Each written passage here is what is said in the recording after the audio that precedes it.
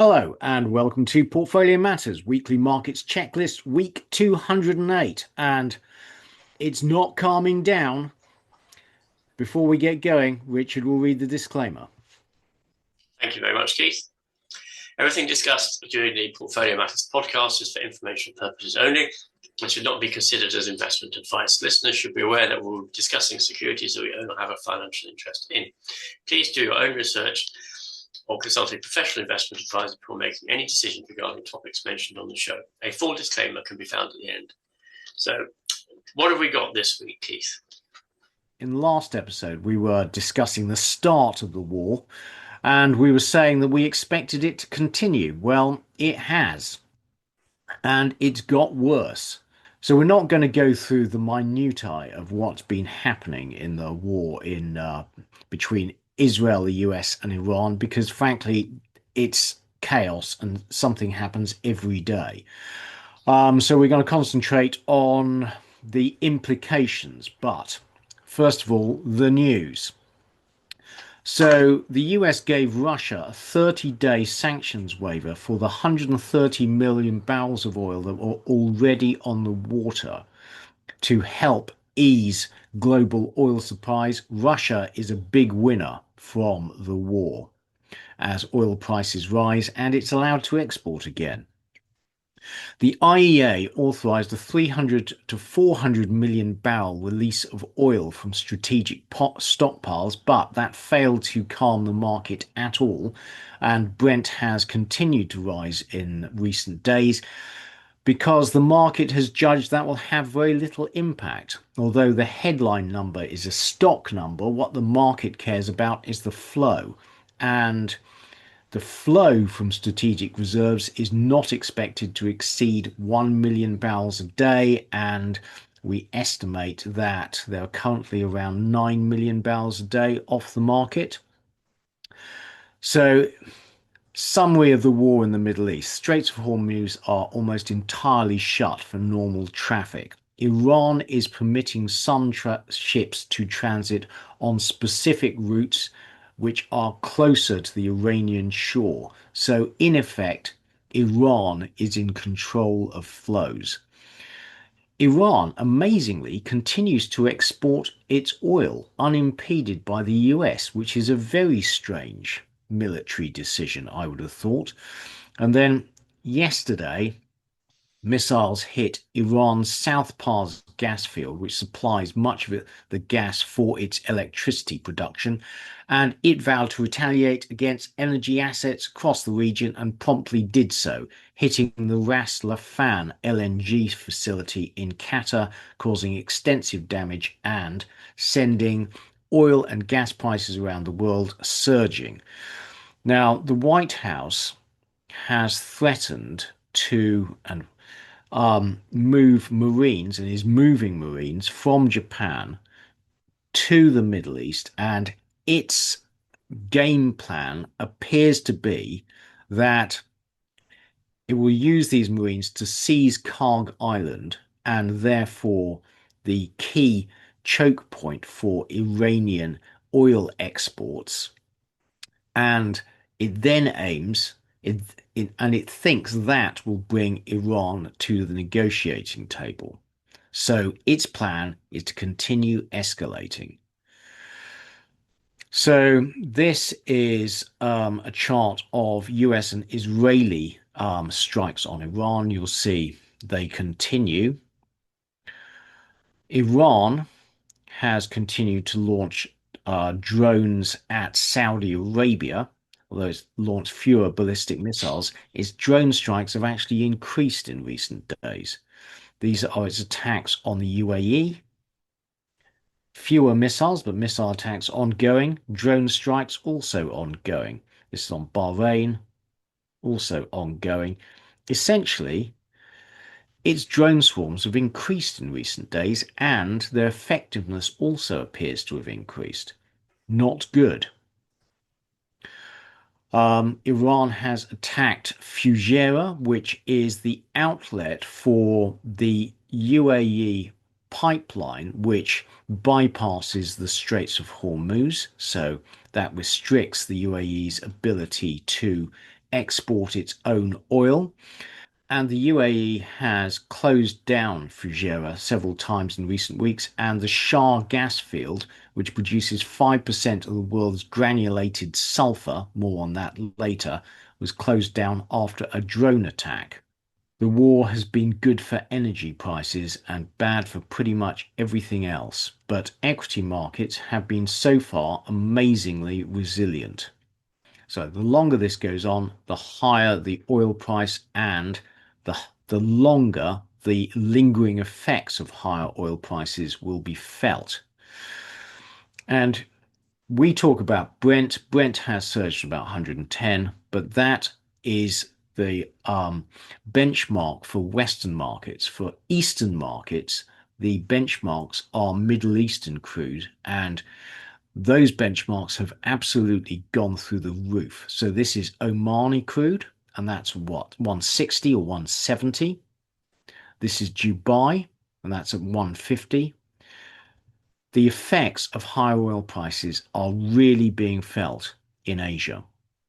So this table shows the effect of previous oil market disruptions. So the Iranian Revolution took about 5.6 million barrels a day out of the market. The Yom Kippur War took about 4.4.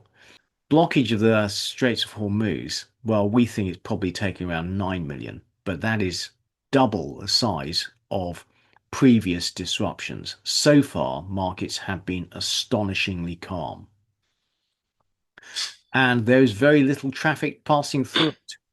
The Straits of Hormuz are closed. So pause, take a look at our flow assumptions. So you have some reductions in flow from Iran, the UAE, Saudi Arabia, and Iraq. But on the other hand, there are emergency releases from the IEA, and also the sanctions against Russia have been temporarily stopped. So that means that their floating storage has come onto the market. 9 or 10 million barrels is taken out of the market, and it's having knock-on effects throughout energy markets. So this is shipping oil shot up. Your transport costs are going to rise. Gasoline prices in the US have shot up. That's bad for inflation. Brent futures are expecting that actually the long-term price is now $70, and that's way up from pre-war. So this is going to have lingering effects. And Trump is blowing hot and cold on the oil price. So having said the oil price was very important, he now says, well, it's not as important as winning the war. Fertilizer prices are rising rapidly. Fertilizer also goes through the Straits of Hormuz, about 30% of global supply. And so far, corn prices have not compensated for the rise in fertilizer prices. So this is the ratio of urea against corn prices, and that represents how expensive it is for US farmers to buy fertilizer. It's expensive. And that means they'll be buying less fertilizer, which means crop yields in future will be down, which means corn prices will rise. Food prices will also be affected. Inflation swaps have risen sharply as higher oil prices will feed through to a higher price at the pump, and prices everywhere will rise on a 1 year basis. So this is Goldman Sachs's forecast for inflation, sharp spike initially, and then assuming the higher prices don't last, actually lower inflation in the future due to a deflationary shock. And so the market is now pricing in just one cut for the rest of the year, and actually, and a 50-50 chance the next Fed rate decision will be up. Goldman Sachs expects only a very minor hit to economic growth, so downgraded their 2026 economic growth forecast from 2.2% to 2.1%. The longer this lasts, the more that is unlikely. The effect hit will be bigger, as shown by this chart. We're now 3 weeks in, 1% hit to global growth, 2 months, 2.2, 3 months, that's recession. Chance of a US recession by the end of the year, 30%, up from less than 10% since the start of the war. And Trump is now threatening Cuba. He's not de-escalating. So let's talk about the Straits of Hormuz and the disruption to the global economy. So the Straits of Hormuz remain closed for most traffic. Iran is letting a few select ships through, including its own exports. That means that Iran is in effect in control of the Straits. Now, the closure of the Straits affects more than just supplies of oil and natural gas. It also affects fertilizer, helium, and sulfur in particular. The longer this goes on, the greater the damage to the world economy, and the greater that some industries will just have to stop production. So, what are the options for reopening the straits? And I've listened to a number of military podcasts over the past couple of weeks, and they're saying that military solutions are difficult. Escort vessels would be traveling slowly through a narrow waterway where they're in clear view of the enemy and under constant danger of attack. So the US Navy is reported to be reluctant to escort vessels. You'll be aware that Donald Trump put out a call to allies and indeed to China to provide escort vessels through the Straits of Hormuz and received no response. Air superiority cannot secure the entire coastline, given attacks can be made by small drones, missiles, and SUVs. And also, Iran is believed to have already mined the straits, and those mines, it is believed, can be turned on remotely. It also has a stock of 5,000 to 6,000 mines, which can be made simply either by submarines, yes, they have submarines, or by ships and motorboats. The bottom line is the military sources I listened to did not believe the straits could be opened by military means and a political solution would be required. Richard, your thoughts? Well, thank you very much, Keith. That was very interesting and I think comprehensive summary. My thoughts are that, I mean, as everybody, I can't believe that Trump has got us into this mess. He clearly has got us into this mess through ignorance, and I think that ignorance, it's not only did he not understand what he would be up against, but he didn't understand how he would exit from this. Mm. And at the moment, it seems to me that his view is that the best exit route lies in becoming more belligerent. Yes, I agree.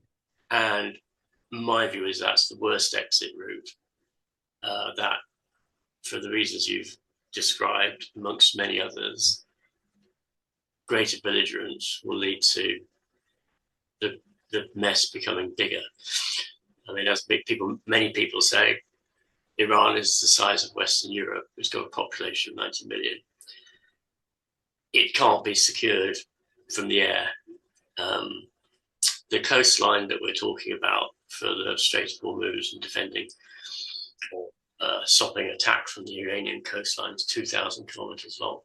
Mm. The 2,000 Marines being sent on the Marine Amphibious Assault Ship, whatever Taipei, I think, isn't it? That's one Marine per kilometre of coastline. So they can't secure the coastline with the ground forces that are going. I don't really see the point of them taking Karg Island. It doesn't seem to achieve anything. Yeah. To me, they can't bomb Iran into submission. I read yesterday that someone was describing Iran's defense as mosaic, that basically they've set up autonomous cells who have their orders. They don't need a supreme leader, these cells will continue to function as per the instructions Mm. that they were given months, years ago.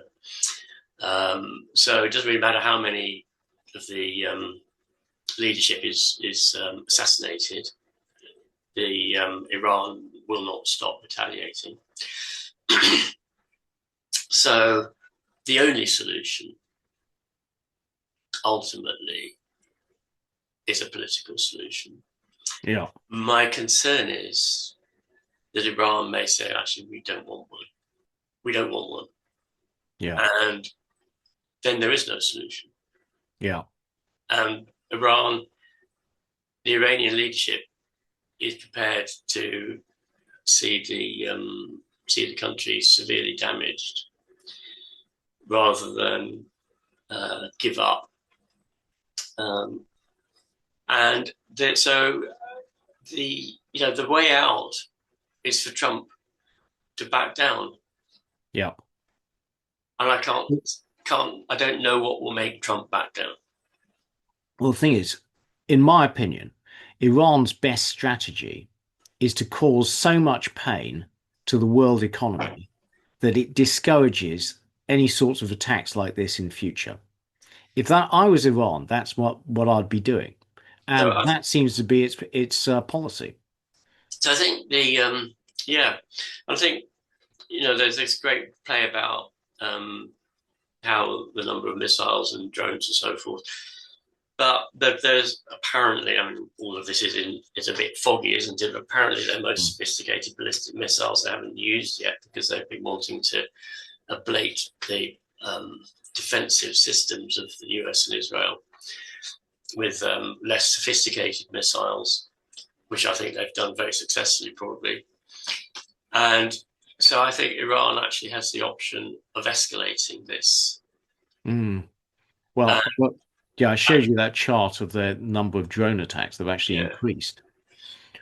Well, I think it has the option of escalating its ballistic missile attacks, particularly on Israel. And I don't know, Keith. It doesn't appear to be. I mean, I think what would make Trump. We don't quite know what it is that's motivating Trump to do this, but I think what would make life very difficult for him is if the Republican Party basically said, we're no longer going to support you. Yeah. Or he loses control in the midterms, but that's six months' time. Yeah. Now, the thing is, wars are easy to start, difficult to stop, and that's where we are. We're only 3 weeks in. Yeah, and this one is tied up with Trump's ego. It is. So I'm afraid I just see this escalating. I see very little chance they will stop. Now, obviously, it was started on Trump's whim. It could end on his whim, but all the messaging he's currently making is to escalate. And that's his sort of way, isn't it? He escalates. This is his sort of modus operandi. He escalates, backs down. Yeah. But he escalates as hard as he can to see what he'll get. Yeah. And then he backs down. And I actually think Trump always chickens out is a misnomer. It's not that he chickens out, it's that his negotiating style is to see how far he can push things. Yeah. And then back off a bit. I guess he's operating on the same basis here. I notices that Iran is allowing Chinese tankers apparently through. And apparently it's allowing tankers through where the oil is being paid for in renminbi, yuan. And clearly, what the US doesn't want is a de-dollarization of the global oil market, and that's happening. Yeah. And China is probably actually not. This is a situation that China is capable of taking significant advantage of. But at the same time, it's in a tricky situation because it has to secure its own oil supplies. Although I believe it's got big reserves. So, yeah. So, dangers to the world economy from the continued closure of the Straits. Now, there's a lot, and it's not just oil. So, polyester requires petrochemical feedstocks. reductions in flows of LNG and um, ethene, etc., threaten the synthetic yarn industry, particularly in China, and the garment industries that are dependent on them. So, the longer this continues, the greater the threat of disruption to the global fabric industry and to clothes prices. Also, fertilizer. Nitrogen fertilizer manufacture is a function of natural gas. Around 30% of global fertilizer, nitrogen fertilizer that is now stranded in the Gulf. LNG supply disruption will also reduce fertilizer supply at local processing facilities elsewhere in the world. And fertilizer use is time dependent. You have to use it at the right point in the crop cycle. So the longer this continues, you actually miss the opportunity to use it in, for example, India, where it is needed right now, and you risk or you will have a permanent loss of yield in crops around the world. So, at risk, fertilizer prices now, food prices in future. Then there's sulfuric acid. Sulfuric acid is largely manufactured from the sulfur produced as a byproduct of processing sour crude and sour gas. Now, 50% of global sulfuric acid flows through the Straits, and sulfuric acid is used in loads of industrial processes, but particularly in copper production by acid leaching.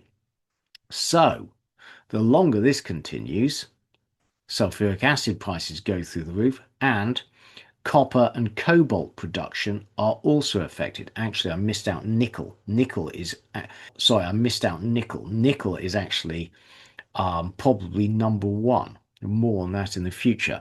Polypropylene. So polypropylene is manufactured from petrochemicals, particularly naphtha. It is essential for packaging, medical disposables, and the automotive plastics industry. 60% of Asian naphtha flows come through the Straits. So at risk, all of that. Finally, helium.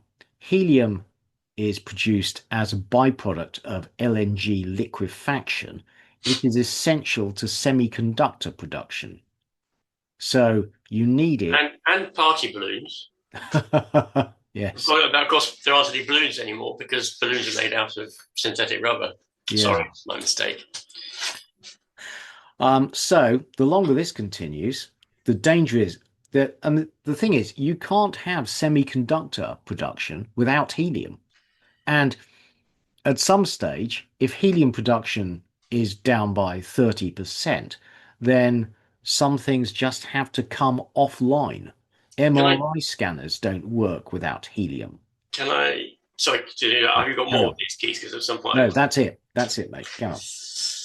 yeah. So I think there are. I mean, I think this is probably a gross underestimate, but somebody said there are 45,000 products that are dependent on oil. I mean, I suspect actually you can say every product is dependent on oil. Doesn't Yeah. matter whether it's wood, food, and wood, because diesel fuel is used in the production and transport of everything. So you then sort of do a little bit of an analysis and say, okay, well, the world uses 100 million barrels of oil a day, but actually only got 80 million. What gives? Yeah. Well, and this is on the basis that it's a sort of semi-permanent disruption. I mean, let's say that actually the effect is it drops to 90 million barrels a day. So, well, what gives? Answer: actually, everything has to give. Yeah. I And totally agree. so the demand disruption occurs in two ways. One, the price goes up, but secondly, you can't get the stuff. Yeah. Um, you could argue that's two sides of the same coin. But so then 10% of usage of petrochemicals disappears. Well, which Yeah. 10% disappears? Well, the answer is that the most economically useless elements disappear. Makes me think things like plastic bottles, plastic packaging, which are pretty much economically useless, will disappear. And clearly, transport will take a huge hit because fuel price is going to go up very significantly. So basically, what's going to be left are the more essential items, but actually trying to work that through what the damage to economies is going to be. And I do think this is semi-permanent. If Trump says tomorrow the attacks have ceased, I don't know how many months or years it takes for this to get back to whatever normal might be. So when I listened to a podcast on the Iranian hostage crisis of 1978, Yeah. 79, and Khomeini, his strategy was not rational. He basically decided he was using the hostages for domestic purposes, basically uniting the country behind holding the hostages and making antagonizing the US. But his strategy was essentially to hold the hostages until Carter left office, and he released the hostages on the day Reagan was inaugurated, and in the afternoon, just after the handover. So, the idea that because Trump stops attacking, that Iran will also start behaving. I just think, no, they have their own agenda. And I think their agenda will be to try and stop them doing this again. And that is only achieved if they're proved that they can close the Straits of Hormuz and they can cause a great deal of pain and don't do it again. So, I completely agree with you, Keith. And I think one of their strategies may be to say you have to remove all international sanctions. You have to remove all, oil on the oil industry, on our finance sector. We have to pay us reparations. Yeah. You have to give some cast iron guarantee that you will suffer as a consequence if you break it, that you will never attack Iran again. You have to allow us to regain our regional influence. I think at some point, Europe. So I completely understand why European nations and the Chinese don't want to send ships to escort tankers through the Straits of Hormuz, because basically you're probably sending a destroyer or whatever it is to the bottom of the ocean if you're not careful, the bottom of the sea. But at some point, the rest of the world is going to come together and say, we are not prepared to see this happen. And geopolitically, do you end up with an isolated superpower, being the US and the rest of the world, including China and India, against the isolated superpower? I mean, I think this can go all sorts of ways that are totally unpredictable. Yeah, no, I completely agree with you. Germany will see its industrial base totally eviscerated if this carries on, and Russia will probably get what it wants in Ukraine, because Russia will have to be brought back if it wishes. If it wants to play ball, it will have to be brought back as an energy supplier. That would mean that basically Ukraine, after this ghastly attritional war, loses everything they fought for, and Europe loses everything it's fought for, and Russia is reinvigorated.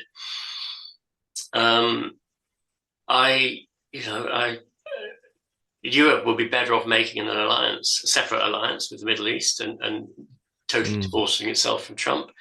Is NATO worth anything anymore? Well, Trump says NATO should be attacking. NATO is a defensive organization. It was never formulated to be an aggressor.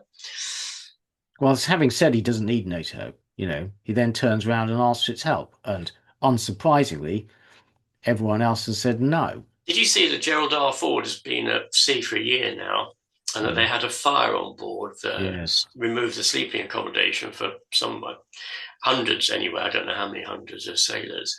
The fire, what caused the fire, whether it was a successful drone attack or an accident, who knows. But the US Navy is going to start to degrade because you can't keep a ship at sea for a year and Yeah. maintain its functionality. Mm. Well, I was watch struck. this Sorry, space. Keith. I was like, Yeah. I was struck. So we've got 6 destroyers, and apparently, you only ever have 2 available. You have 2 being refitted, 2 working up, and 2 on active duty. Mm. And so, if the US Navy is going to be the same. So Yeah. it hasn't really, it's actually active force is 1/3 of its gross force, and it's pushing Mm. it incredibly hard. Yeah. Right. Well, timescales. We're now 3 weeks into the war with no sign of it calming down. It's escalating. So, 2 to 6 weeks duration of war, you have disruptions to the global petrochemical industry. 1 to 3 months disruption of copper mining industry due to the shortage of sulfuric acid. 3 to 12 months disruption of the semiconductor manufacturing industry. Um, and thereafter, global manufacturing shuts down to a shortage of copper and chips. You Can know, I just add in there, Keith? I think that we are entering the growing cycle for the growing season for the West, yeah. and the fertilizer supply has already been disrupted. I don't know how long it will take to bring that back. So Mm. I suspect that food supplies, Western food supplies, or global food supplies, the global market, are actually within that 2 to 6 weeks. Yeah. Certainly within 1 to 3 months. Bottom line, the longer this goes on, the more disruptive it will be. And what's been astonishing so far is that equity markets are not really down that much. Um, I really think that if this continues, they will have to reprice a long way down. So Which sectors do you think will reprice, Keith? anything to do with the consumer, airlines, banks, because the default rate will rise. You could see the only sector which will be okay is energy, perhaps. Miners, their costs are going through the roof, and the demand for copper. If factories have to close because they can't get the components, etc. So, question. This is a quick question. If production becomes more expensive and or more difficult, that pushes the price of the raw materials, metals up. But if we go into a recession, that drops demand down. Hmm. Where does that where is that balance? Um, Well, when you look at the price of copper is actually falling, even though the input prices, so copper miners use a hell of a lot of energy. Energy's gone through the roof, which suggests that the market thinks that the balance is going to be negative, i.e., the fall in demand will outweigh the reduction in supply. Yeah, yeah, that's true. So the market, this basically summarizes where I think we are and the problems, in that the market is only putting a 50% chance of a ceasefire by the end of May. That's in over 2 months' time. But equity markets don't seem to be pricing that in at all. So I really think equity markets are on the edge of a cliff. This is traffic through the Straits of Hormuz. Basically, there's an out, apart from if you are permitted to do so by Iran. So this is the path taken by a bulk carrier, MDL Camran. You'll see that it's sailed much closer to Iran than's normal. I've got a chart in a second showing you the normal route, which is much closer to Oman. So it looks like you only get through the Straits if with the agreement of the Iranians. And is not, as we've said, it's not just oil that goes through the Straits. 38% of nitrogen fertilizer, 20% of phosphate fertilizer, and 10% of LNG goes through. So sulfuric acid and fertilizer prices have spiked sharply, and this chart is a few days old. Frankly, it'll only have got worse.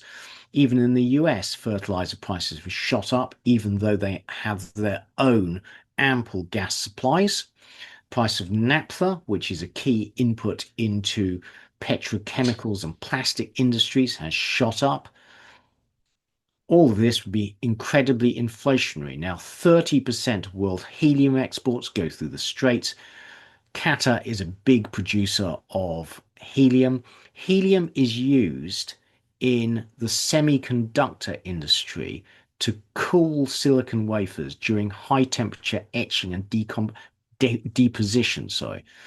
And essentially, it's essential to the manufacturing process. No helium equals no manufacturing. So this carries on.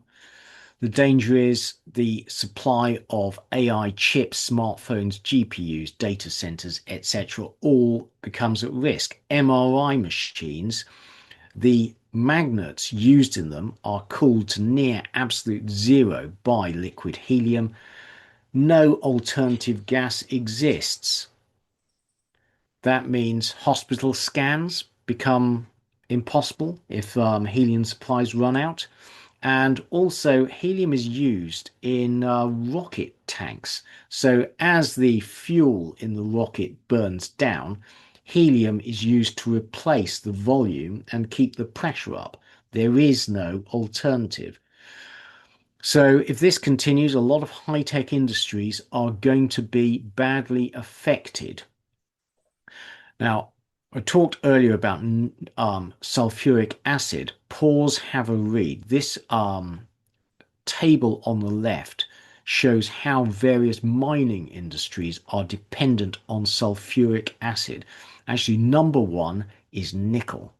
So, nickel production in Indonesia is very dependent on acid leaching using sulfuric acid, and 75% of Indonesia's sulfuric acid comes from the Gulf. The Zambian copper belt uses around 2 million tons of sulfur each year. 90% of it comes from the Gulf. The longer this continues, the more mining will be affected, and that means base metal prices will go up, but miners will not be benefiting. Russia is a big beneficiary. So Russia has all these pipelines, and it will be one of the side effects of this war will be to incentivize Russia and China to build more pipelines. Now let's talk about mines. According to the US military, Iran has between 5,000 and 6,000 naval mines, and the US military has assumed that Iran has already laid mines in the Straits, which can be remotely activated. Mines can be activated either mechanically, acoustically, magnetically, or remotely. So mines can be dropped from ships, speedboats, dhows, or laid by submarines. And Iran has, or had before the war, 25 submarines, including 3 Russian-made Kilo-class diesel vessels, which I am told are virtually undetectable when travelling on battery power at low speed. Mines are incredibly easy to lay. You can just roll them off the back of a dhow, but very difficult to detect and disarm. So this is a chart of the Straits, and you'll see the shipping lanes are very narrow, very easy to disrupt with a few mines. And pause if you're interested. There are lots of different types of mines, frankly. And Iran has many of them. And mine hunting is tedious, time-consuming, and dangerous work. Now, the US had, I believe, was it 6 minesweepers based in Bahrain, which were decommissioned this year. Hurrah! How's that for some forward planning by Mr. Trump? Good coordination there. Yeah. Now, I listened to Anis Al-Haji on the Macro Voices podcast this week, and he was saying that Iran would not close the Straits of Hormuz using mines because it could not risk an oil spill, because any oil spill would threaten the desalination plants throughout the region, including its own. So I've looked for various charts of where the desalination plants are. And what you need to know is Iran has them, but far fewer than the Gulf. So the blue factory signs are major desalination plants. You'll notice Iran's got one quite a long way from the Straits of Hormuz, whereas the UAE has one, two, three, four. Qatar has two, Bahrain has two, Saudi Arabia has one, Kuwait has two. So any damage to desalination plants on the Iranian side would be more than offset strategically by damage to its opponents. So this is a more detailed chart. You see, these includes the smaller desalination plants. But again, yes, Iran has desalination plants, but they're tiny compared to UAE and its opponents, US allies. So, Richard, your thoughts? Would Iran blow up an oil tanker? I wonder whether they're able to differentiate in their attacks between a laden and an unladen tanker. Yeah, that's true. Actually, they probably are. Because if they are, then the answer is you sink unladen ones, not laden ones. Yeah, good point. And also, And they that would seem to have have no yeah, compunction the in same attacking effect. LNG plants, but LNG carriers. No. I mean, who knows what the calculation would be in terms of desalination, Keith. Um, Yeah. yeah, I mean, it's just yeah, I don't know. No, your point about them attacking empty tankers is a good one. Yeah. But any oil spill Mm. in the Gulf would certainly threaten water supplies throughout the region and make many the UAE put the UAE and in particular in a very difficult position. Now, there's no credible evidence that Iran has laid mines in the Straits of Hormuz, but in my books, it doesn't need to. The assumption that it already has, all it has to say is we've laid mines. And because we know they have the capability of laying mines, if they just say we've laid them, then everyone has to behave as if their mines are already there, which closes the shipping lanes and requires minesweepers to go and check whether they have or not. So the bottom line is Iran can and has closed the Straits of Hormuz, and unless you're willing to uh, deploy a load of military assets to sweep them and protect the minesweepers, etc., you have no ability to open them. So we talked about this time, but just to quickly go through the winners from the war again. So maritime insurance companies, perhaps. Defense companies, oil companies with assets outside the Middle East, natural gas companies with assets outside the Middle East, oil service companies. Pretty much nobody else, I would have thought, frankly. Losers, well, almost everyone. Airlines, cruise lines, travel agents, miners, house builders, because interest rates have gone up, petrochemical companies, the clothing industry, semiconductor industry, everyone, basically. Okay, so moving on. Economic news. Now, frankly, all the economic news is backward looking, so we're going to try and rush through this. But yesterday night, the US held interest rates at 3.5 to 3.75%. Only the Trump appointee Stephen Mirren voted to cut. He voted for a 25 basis point cut. The Fed, in its speech, revised its estimate of the neutral rate slightly higher from 3.0 to 3.1% as it forecasts higher nominal growth in the coming year.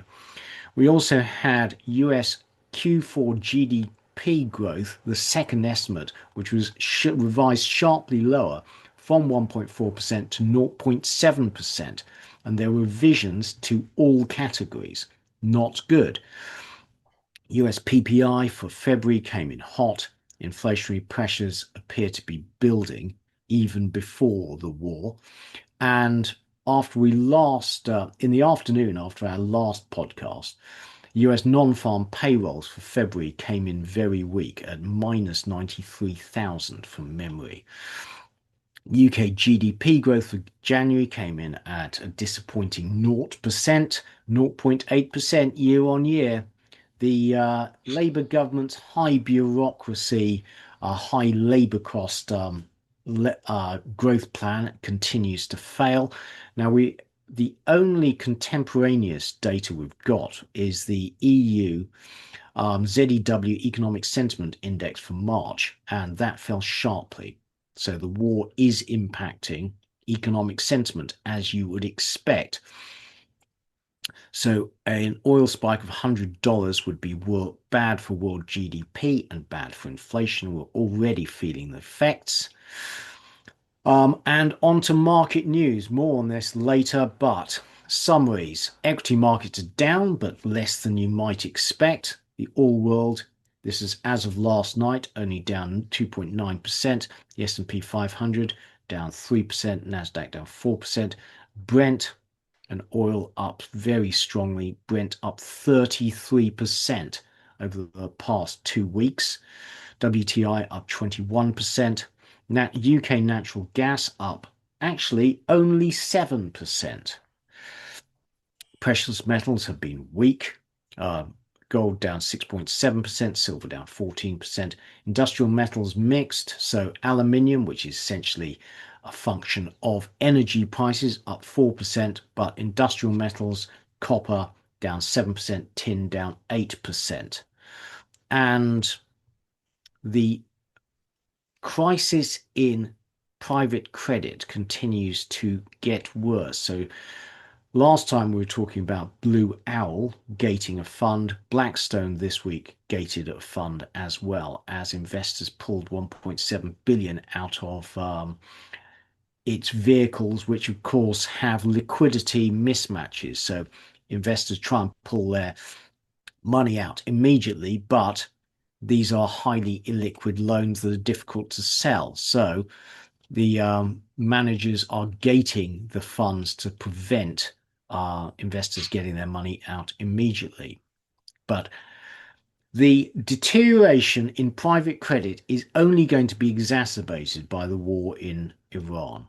So I'd be interested in your thoughts, Richard. But my thoughts are Trump has no off-ramp. He continues to escalate.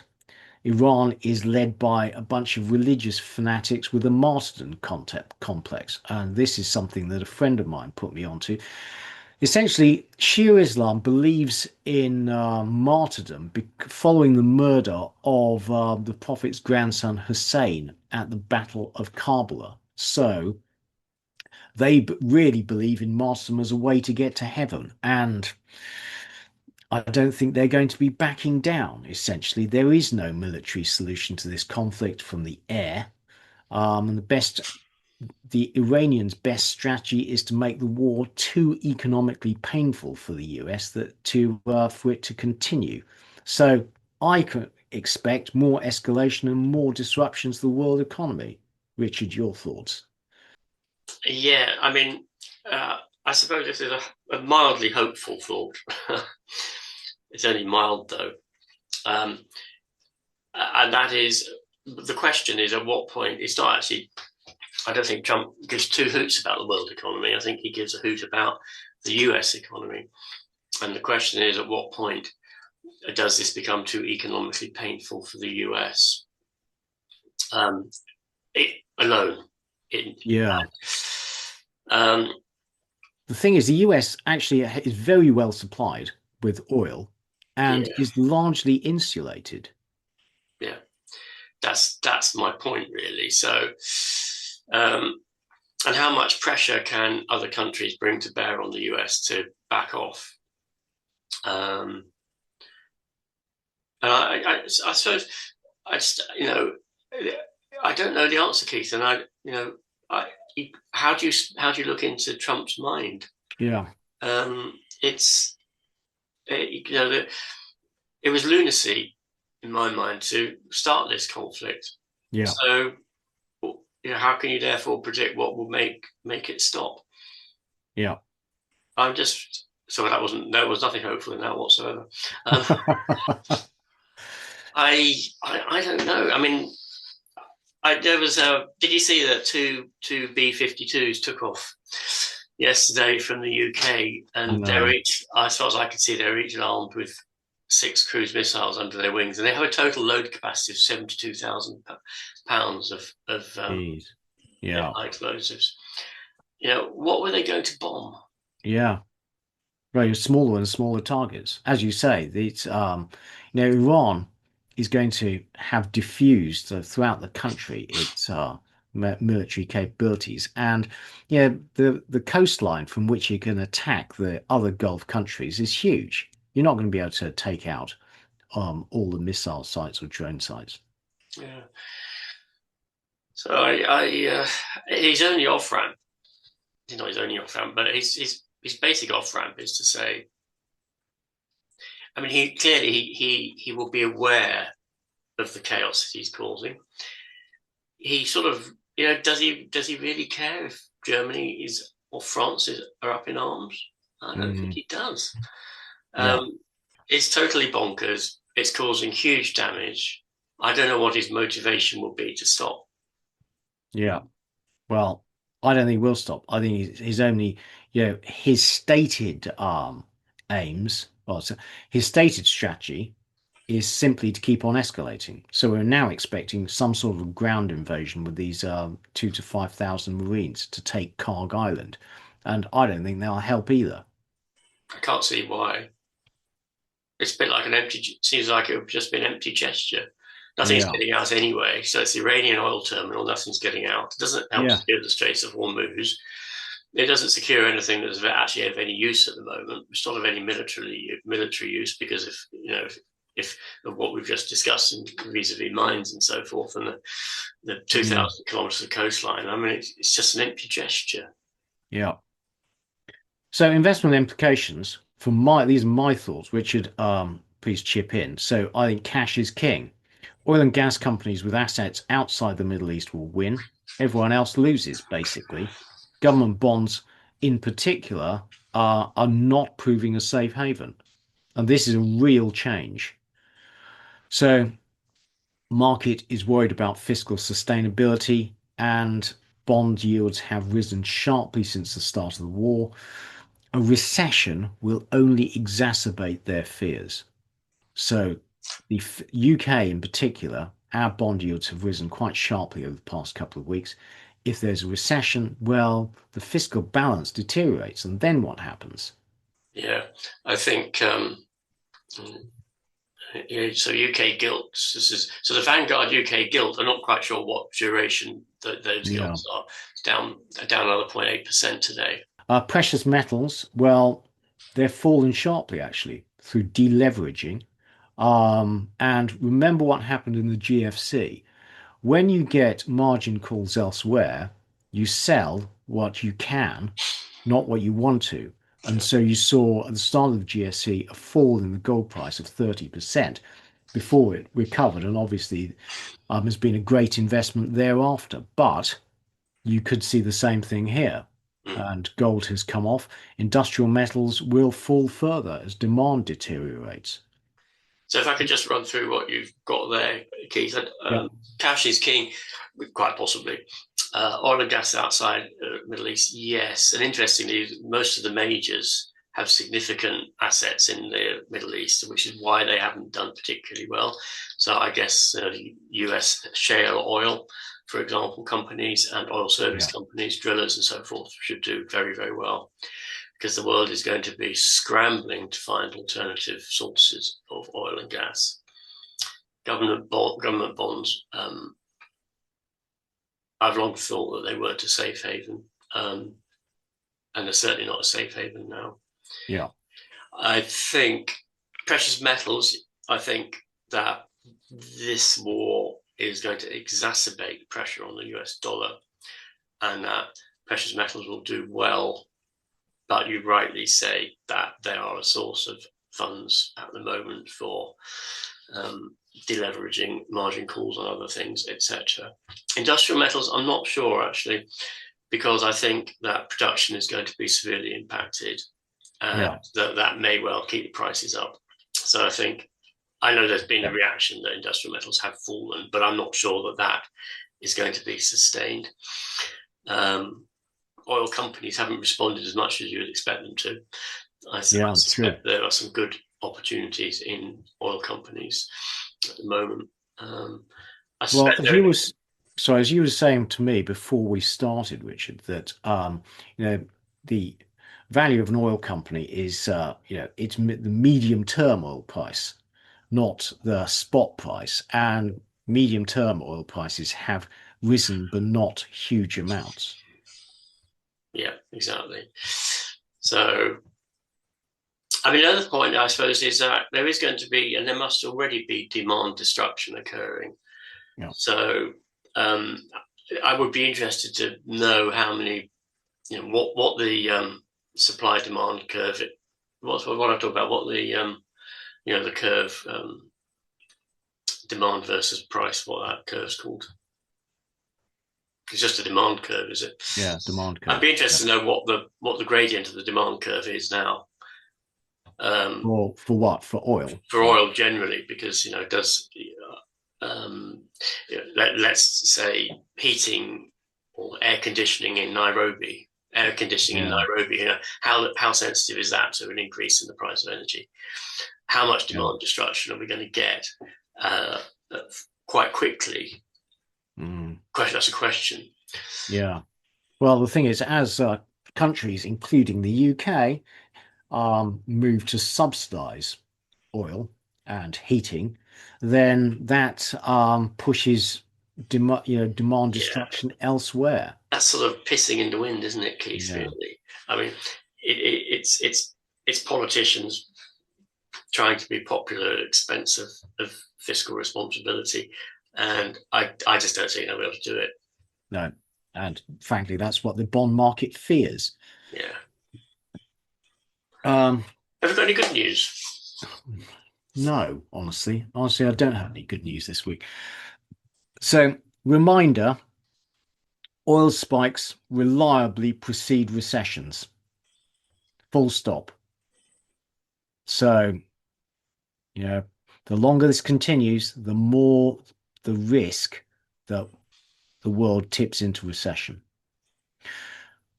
Okay. So bit of fun. I thought there'd be a bit grim so far, Richard. So bit of fun. What is this? What's this building used for? That is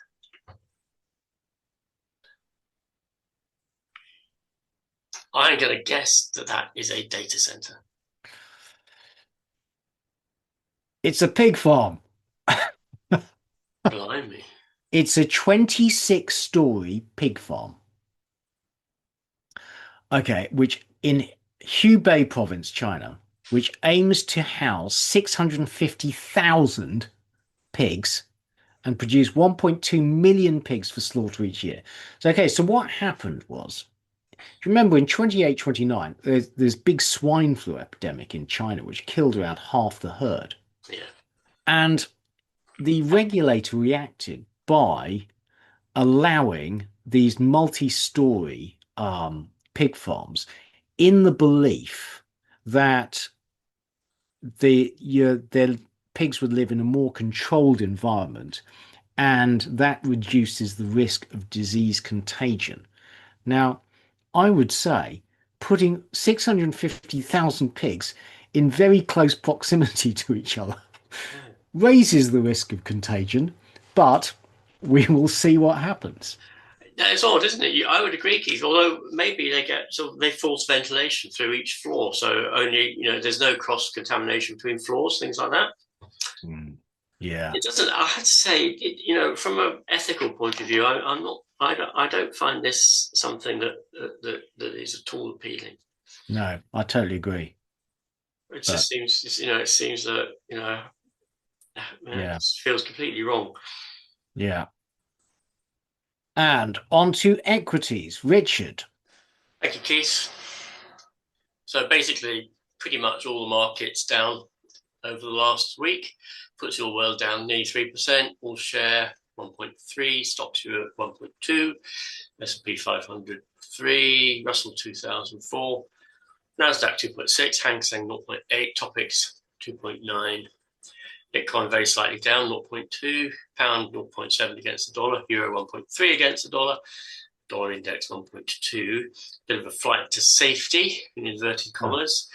And the VIX up 5.5% weekly, but 67% year to date. So great deal of volatility this year. Yeah, but the thing is, Richard, VIX is still only at 25, which isn't terribly high. And you notice that the all share, these are all figures as of last night, by the way. The all share, still up 3.1% on the year. Amazing, Yes. So amazing. so call me a cynic, Keith, but I'm sure that the US stock market is being supported. Mm, I mean, the last thing Trump wants is the stock market to plummet while he's engaged in this. Of course, it just means that there'll be, I mean, there's going to be more QE, isn't there? There's going to be more printing of dollars, one to fund the war, but also just to fund the yeah. debt interest rates going up and so forth. So I'm not I know the Fed hasn't interest, but effective interest rates are going up. So we're going to have more QE. The flight to the dollar is misguided in that sense, but it's understandable. And Yeah. the world's going to part of the world is going to move more quickly away from using the dollar as their trading currency. The Mm, Chinese now have an functional international payment system. yeah. The Chinese come out of this very well. They look like a Yeah, stable, and well-run country, frankly. they now have a system that works against SWIFT. So this is just accelerating that process. Mm, One of the long-term consequences, I think, will be the continued demise of the US. I mean, yeah. it's interesting, isn't it? It's a military superpower. It's been able to obtain that status partly as a consequence of the petrodollar that was effectively negotiated by Kissinger in the 1970s.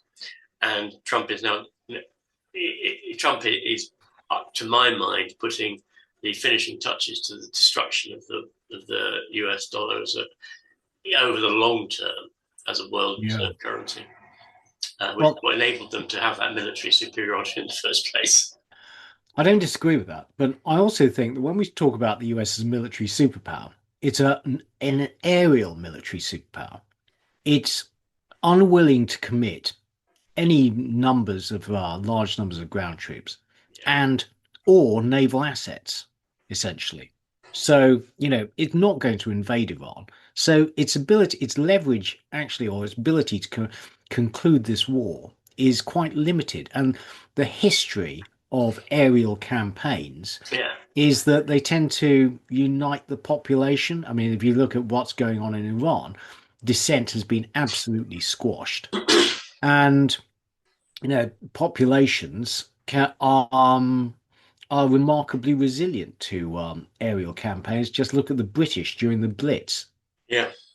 Yes, it pulls the population together, doesn't it? Because nobody likes having an external party throwing high explosives at them. Yeah. And you're better together under those circumstances. So it unites rather than divides the country. I mean, there are people suggesting that what Israel actually wants is for Iran to become a failed state, Yeah. and, Well, and it yeah. just to be split up into its different ethnic groups. So this is a FTSE all share, Euro stock 600, S&P 500. That's looking like quite an slow, orderly decline, actually. Isn't it? Yeah, a bit of a rollover. Nasdaq looking in similar shape actually. Russell 2000, Hang Seng, Topics. I mean, these are really, that is not looking like, recession and catastrophe. Yeah. Bitcoin, somewhat in no man's land at the moment. The pound against the dollar is falling. Likewise, the euro. dollar index rising consequentially. And there's the VIX. But, still not that high. Market intervention, Keith. Yeah. Afraid so, in my view. So obviously, energy stocks have been big winners from the Iran war. Yeah. Financials, big losers. I did see somewhere that someone said that there's going to be a 20 cents in the dollar return on some private equity funds. Wow. That wouldn't surprise me, actually. We've talked for I think it was years JP. on this podcast about, how private equities companies have been passing assets between each other, at fake prices Yeah. at some stage. If the only time you actually get mark to market is if investors pull all their money out and you have to sell them. Yeah. Because they use this mark to model, don't they? So Yeah. it's quite interesting. So what you were saying, basically, Keith, is one of the things that might tempt Trump to declare that the war is won is if he sees Nvidia et al. Basically going bust because they can't make any chips, and because there's no helium. Yeah. So, I mean, it's a bit of a long shot, isn't it? The US is not economically isolated from this. It is defended. It has some defences, but partly, of course, it's run down its own extractive industries to such an extent that it's still totally reliant on Chinese rare earths, for example. It has very little silver. It doesn't have very much indigenous silver production. It has a lot of crude, but it doesn't have the heavy crude. It's not going to get it from Venezuela. Interestingly, I noticed that in order to get the Venezuelan heavy oil out, as we discussed, you have to basically dissolve it in mix it with naphtha so you could pipeline it. Well, the naphtha supply is drying up. So what are they going to do about that? So the bunkering fuel, you can't get bunkering fuel.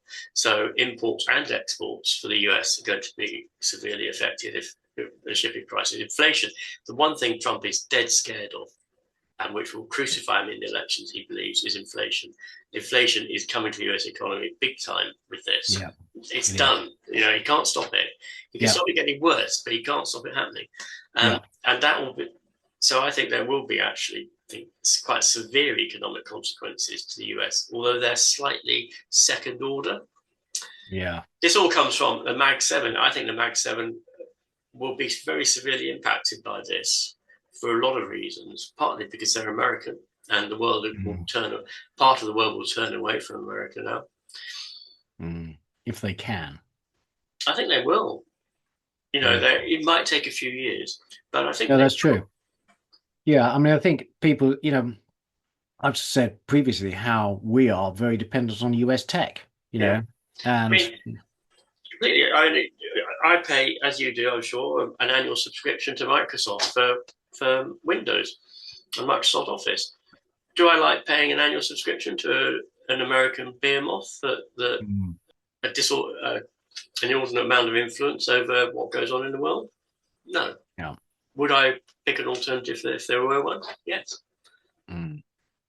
Actually, Richard, I don't pay to Microsoft because I have, when they changed it to annual licensing. Yeah.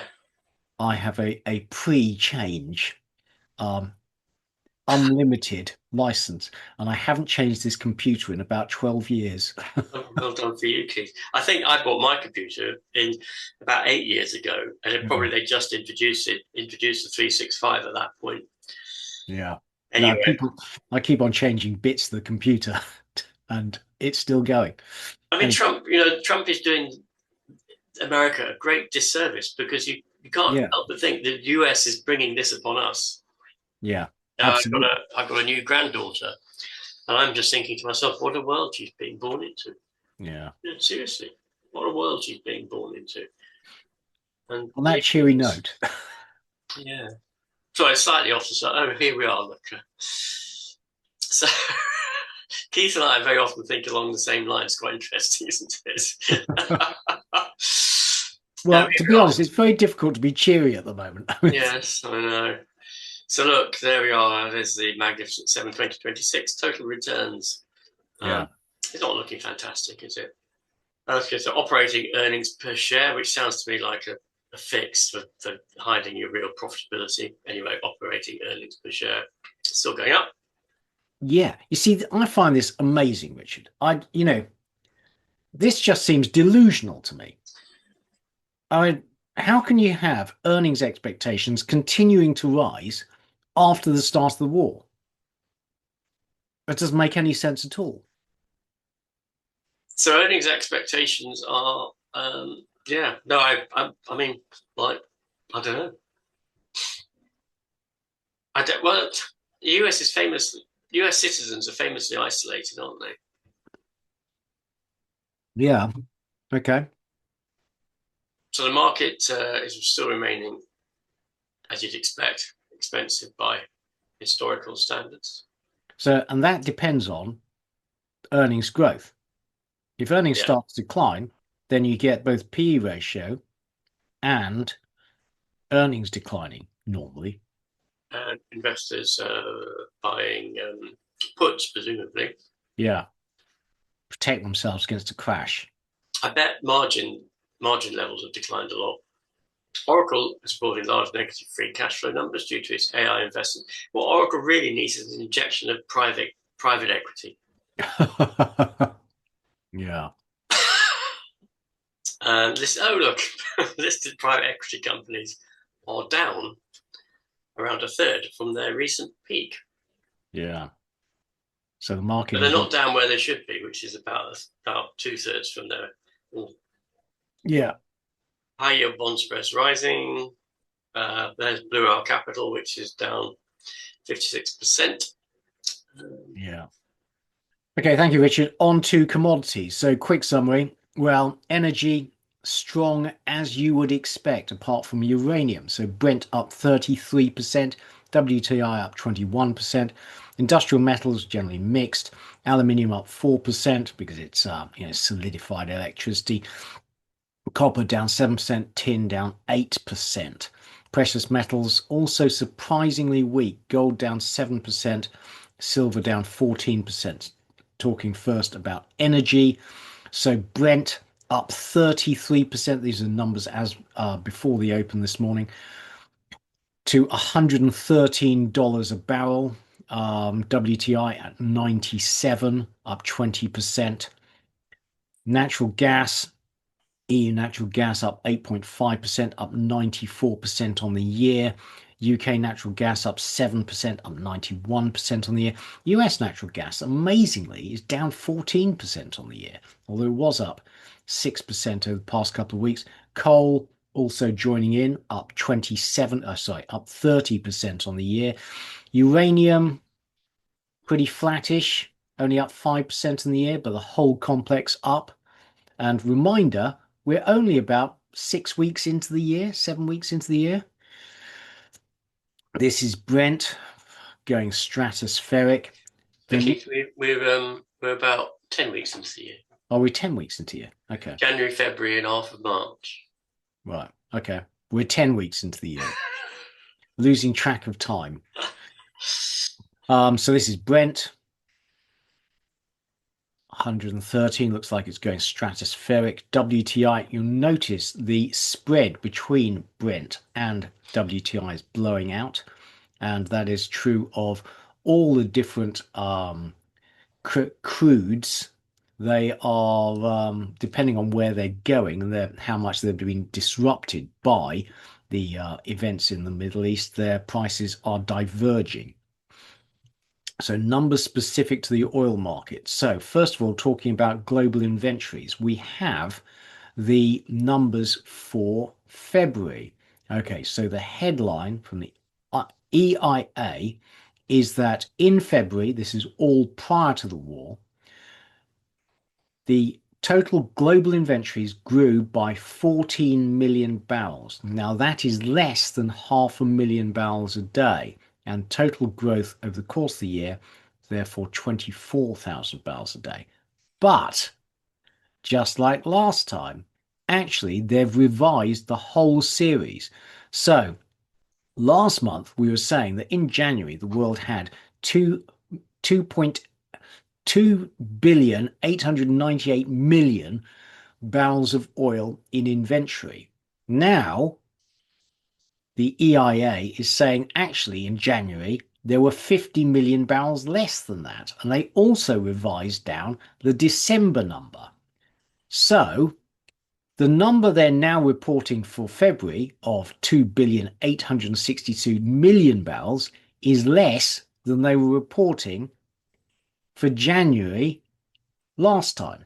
So, are world inventories growing or shrinking? Question mark. Because they're saying month on month they're growing, but then they keep on revising the entire series downwards. 5 months down. Do you know what they're doing? They're Go on. adjusting. So that, but they're adjusting it by £50,000, 50,000, 50 million, isn't it? $50 million. Oh, I can't get over that. They're adjusting it by 50 million barrels a month downwards. So after a year, they will have ablated, let's say, 600 million barrels from inventories. And then suddenly they will say, look, we were right all along. So look at the series of the last 12 months, we were right. That's what they're doing. They don't want to do it in one jump, so they're doing it bit by bit so people don't see it. Right. Okay. So they're feeding it in, Keith. Right. You watch. It'll carry on like this now for months till they get to the right level. So what you're saying, Richard, is that they have previously been saying that there's an oil glut, and now they're just adjusting the figures, sort of. Yeah, but they were trying to adjust it in such a way that it looks like they were right all along. Right. Okay. So in the US last week, and this is figures to the end of last week, I believe, US oil inventories only fell a little bit. And then crude production in the US continues to decline. So shale is absolutely not coming to the rescue. Down 30 million barrels on the week and over the last couple of weeks, actually, and down 160,000 barrels a day since the start of the year. The Baker Hughes rig count is up a tiny little bit. Now, when you add up the drop in export numbers, they imply actually cuts of 8.625 million. There's different people are coming up with different numbers, basically. Yeah. But what you're really saying is that what you're saying is that's the current net change in oil supply. Yes, that's right. Exactly. And doesn't include Russia's oil and water that's currently being allowed to be shipped, does it?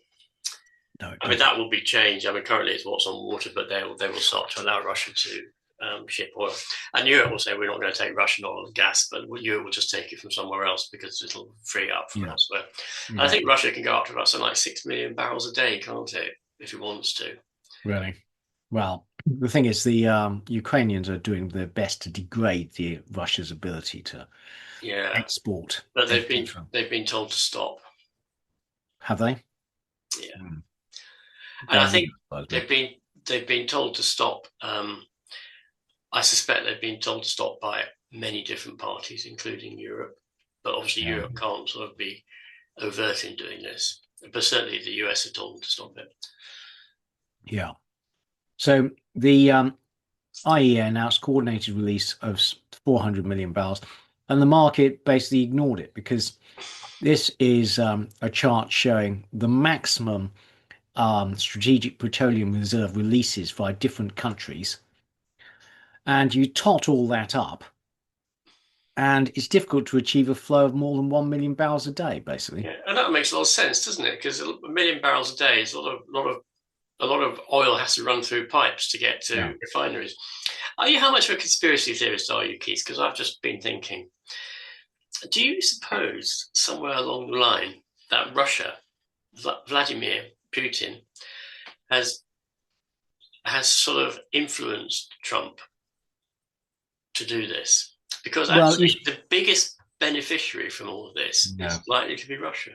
No, that is all true. But did you see the letter from the resignation letter from the was it the Treasury Secretary? Yeah.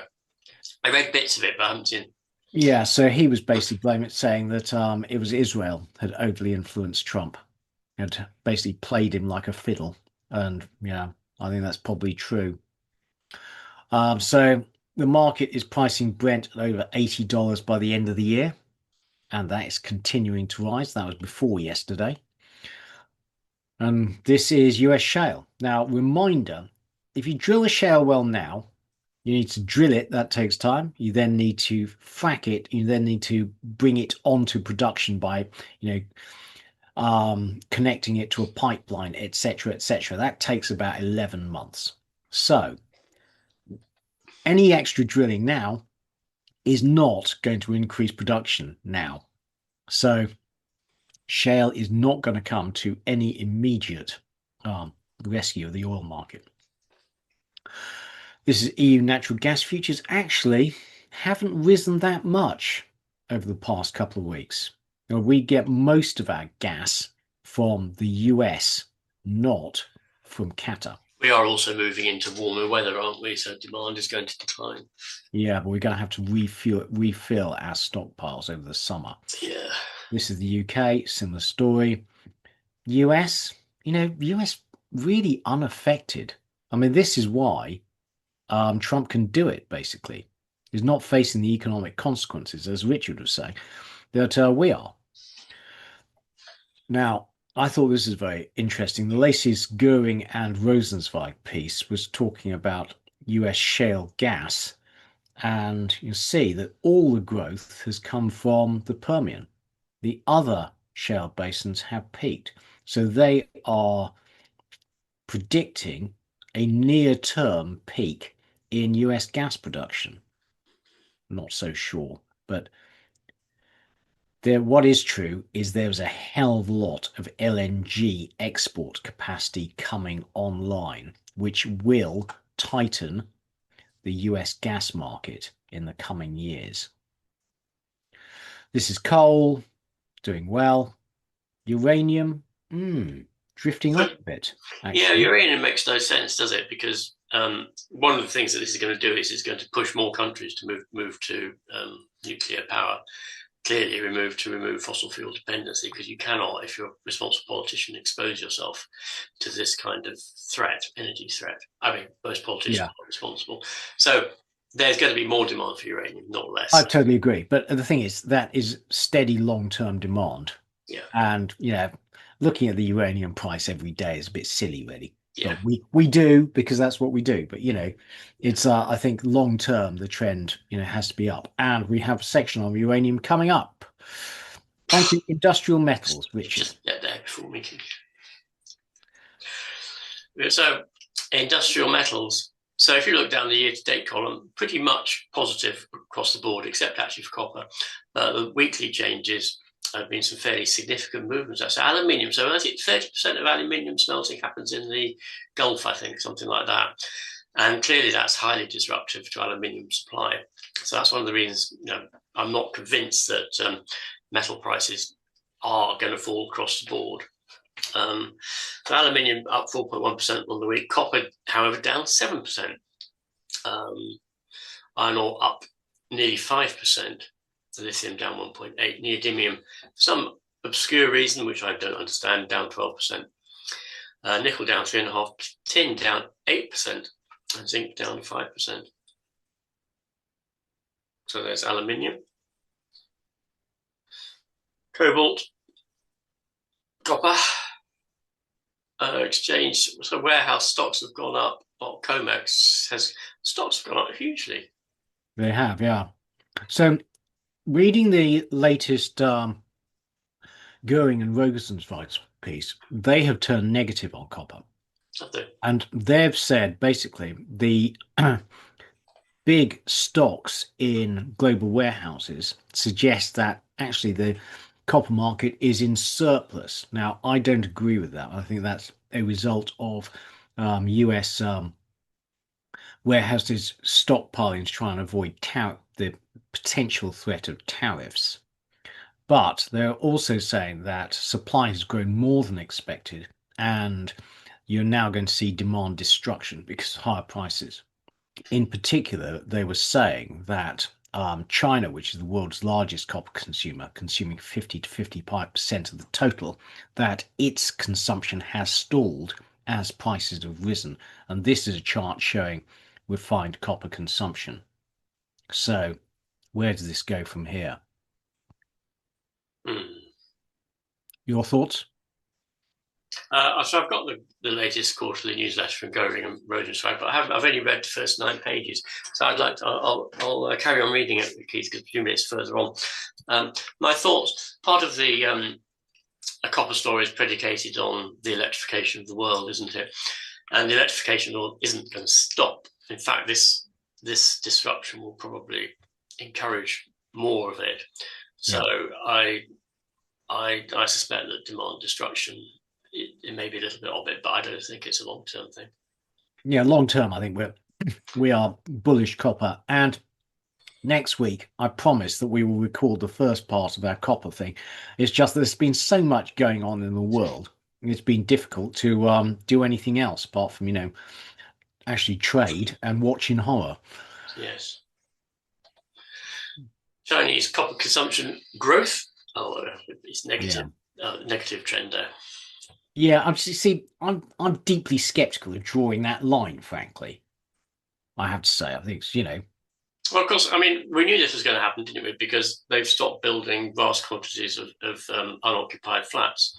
Yeah, that's true. So we knew this was going to happen, and it has happened. But what is clear, and I'm not criticizing, I like these guys. I think they're very clever, and I listen to them with great interest, and I respect them. But there is going to be significant ramping up of copper usage in the electrification of the world, and that's going to go on for many years. Yeah, agreed. Iron ore, lithium. Topping out? Difficult to say, isn't it? I mean, I was wondering whether I should buy an electric car the other day. Mm. And what conclusion did you come to, Matt? I don't know. Buy it second hand. Yes, yeah, completely, definitely. Yeah. Neodymium, nickel, tin, and zinc. Precious metals. So, been a bit of a ghastly week for precious metals, as Keith alluded to earlier.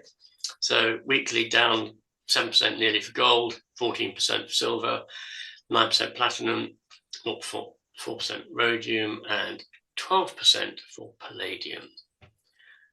And there's gold. Median US house prices in gold. So gold is relatively expensive in comparison to houses. And there's silver.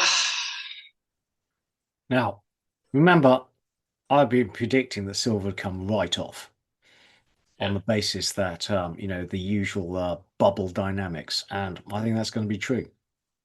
Platinum, which looks very like a silver chart, doesn't it? Rhodium.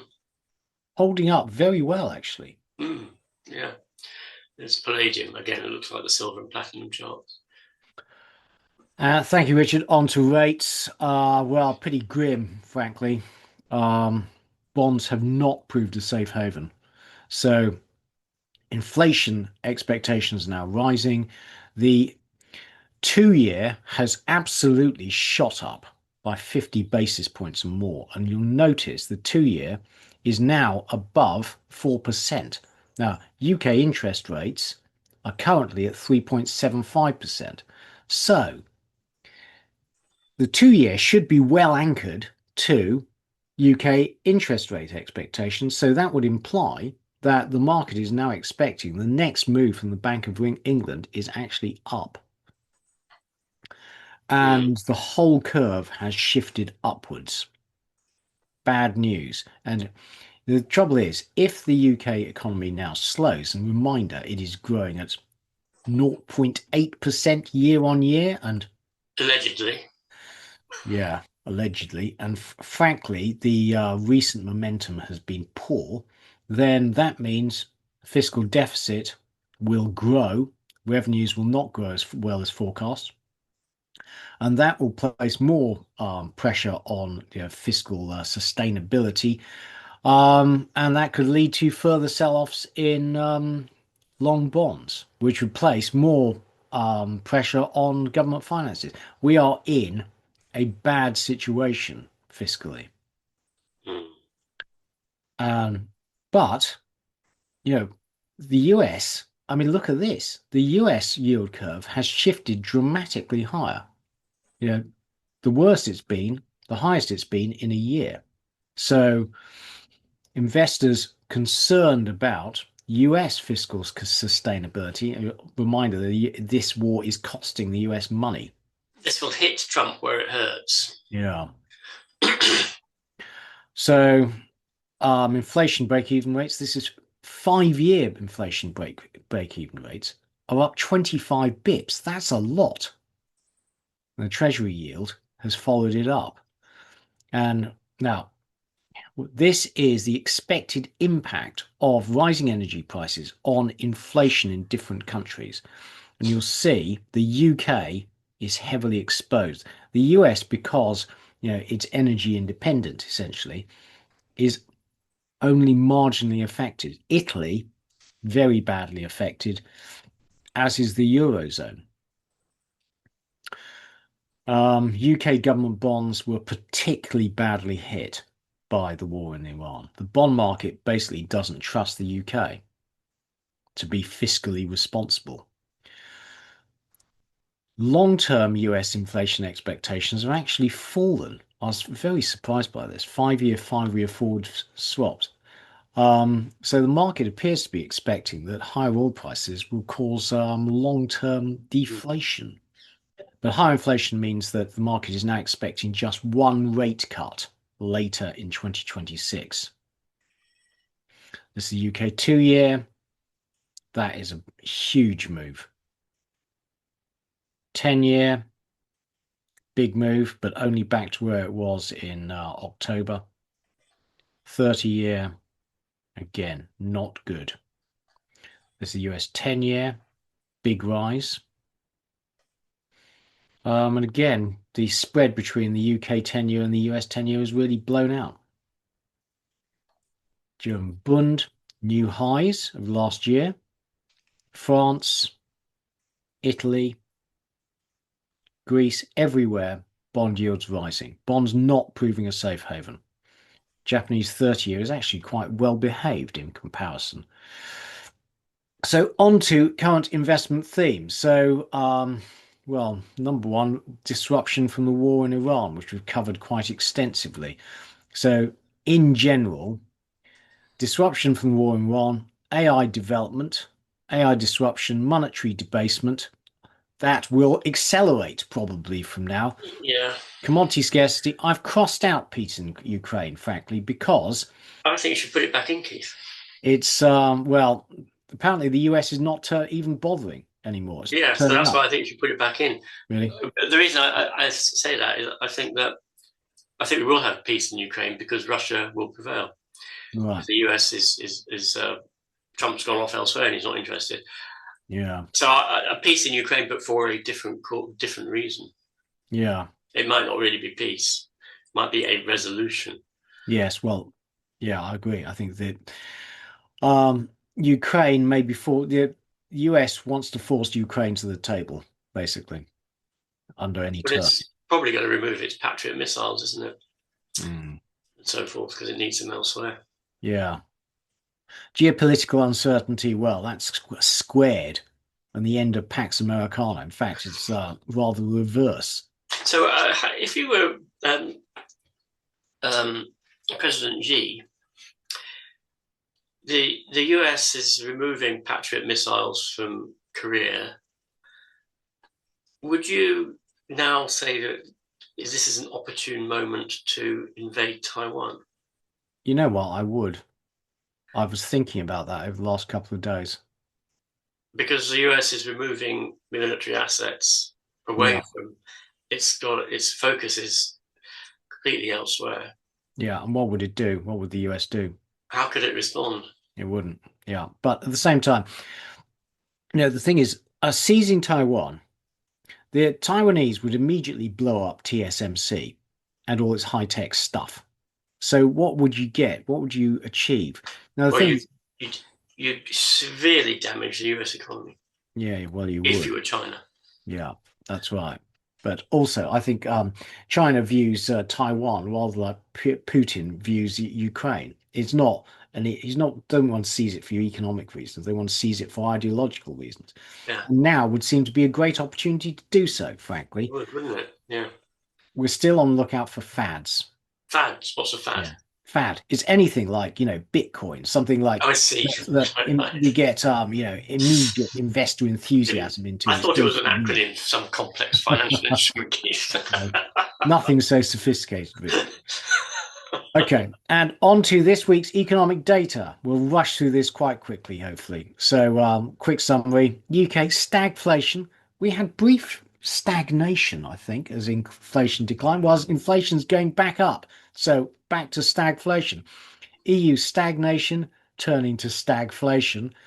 US, well, we'll take you through the data. The latest data suggests that the US economy may finally be weakening.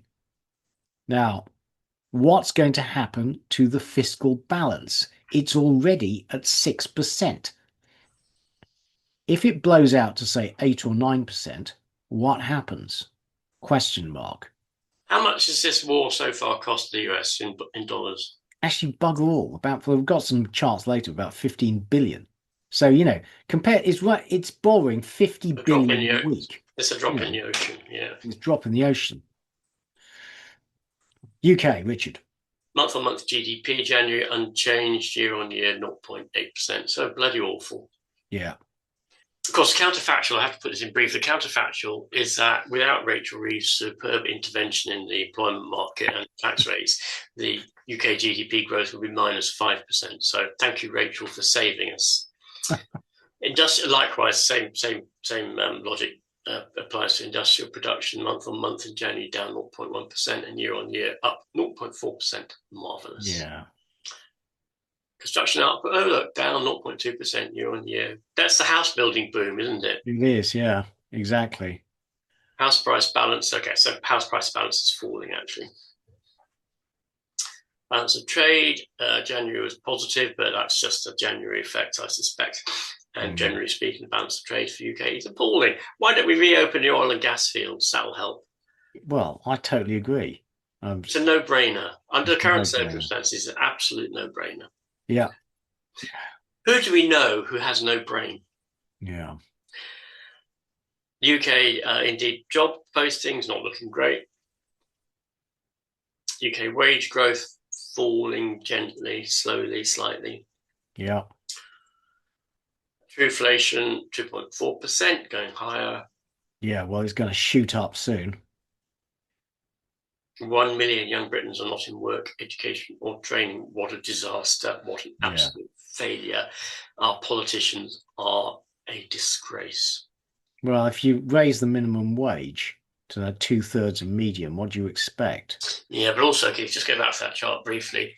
You can see that how for the last 20 years we have been in the middle or at the top of the pack. And to be beaten by Italy is it's just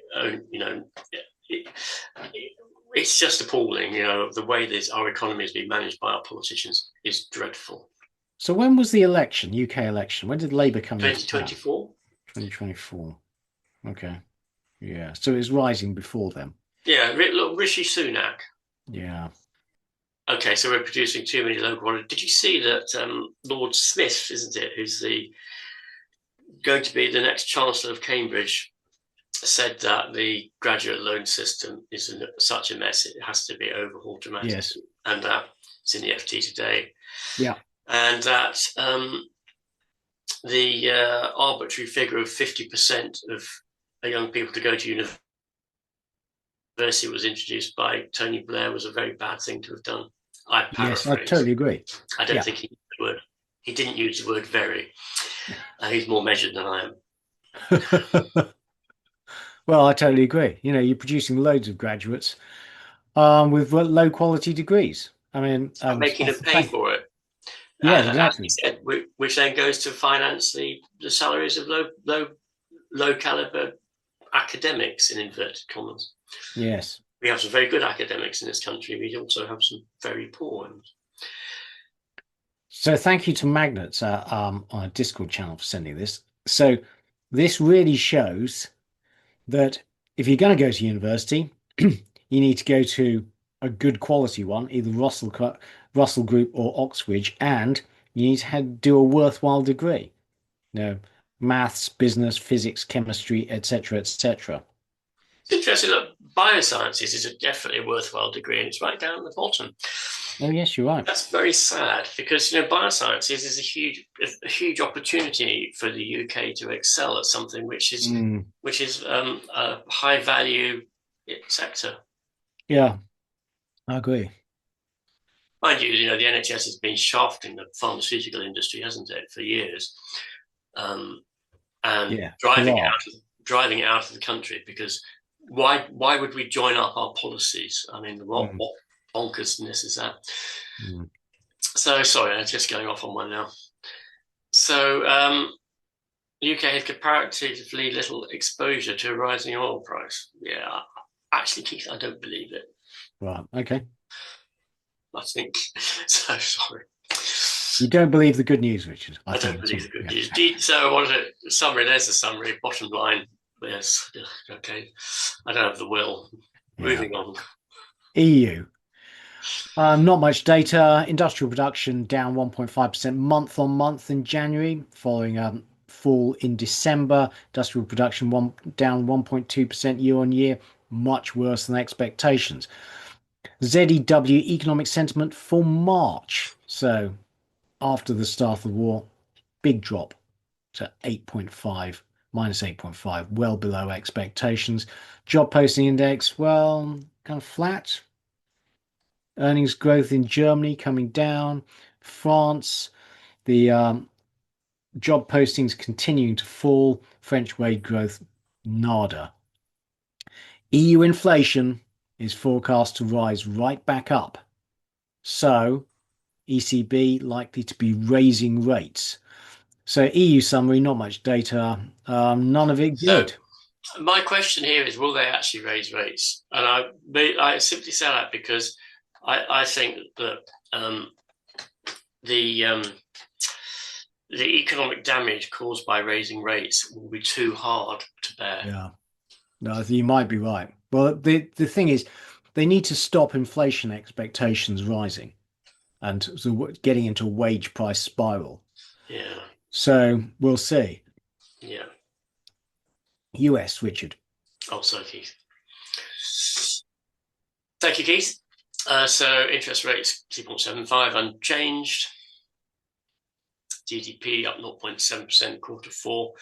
Half consensus expectations much slower. So is the US economy slowing down? Are the impact of tariffs and so forth, those policies of Trump's beginning to damage it? Is the damage beginning to be seen? Yeah. Now, previously the slowdown in the US economy was put down to the government shutdown in October, but the revisions were basically to all sectors of the economy, including consumer spending. Non-farm payrolls. Everyone was shocked to see non-farm payrolls at minus 92,000 in February. So, I mean, there is an emerging trend of some negative readings there. Yeah. And most sectors of the US economy have shed jobs over the past 12 months, but this may be due to AI. Who knows? Well, not healthcare, really. Yeah. Average hourly earnings month on month, 0.4% and 3.8% year on year. Decent. US unemployment rate 4.4%, hardly a significant move yet, but the trend is upwards. U6 unemployment rate 7.9%, so a bit down. Again, the trend is generally upwards.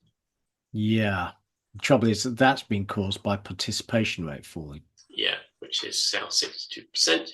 Although I find this graph very misleading because the scale is so fine. Yeah, that is true. Yeah. So it's misleading because the movements are tiny. Yeah. Probably just statistical variation. CPI month on month 0.3, year on year 2.4. Core month on month 0.2, year on year 2.5. Yeah. Not all of this is going to change. You know. Yeah, as Keith said earlier, it's all backward looking. So US inflation expected to rise around 3.5% as a result of the Iran war, and the rest, I might say, but we'll see. Yeah. And PCE inflation month on month 0.3%, year on year 2.8%. Core PCE 0.4% and 3.1%. Of course, all these numbers without the impact of the last 3 weeks. Yeah. But already rising. That's the point. You know, Yeah. not great. And PPI these, month on, sorry, Keith. so, well, the PPI numbers in particular are quite concerning even Yeah. before the war. Yes, 0.7 month on month, 3.4 year on year. And there's definitely an upward trend there. Yeah, there is. Core PPI 0.5 and 3.9. Again, there's that upward trend. Personal income up 0.4% in January. Doesn't look too unhealthy. And personal spending also 0.4% in January. Yeah, solid.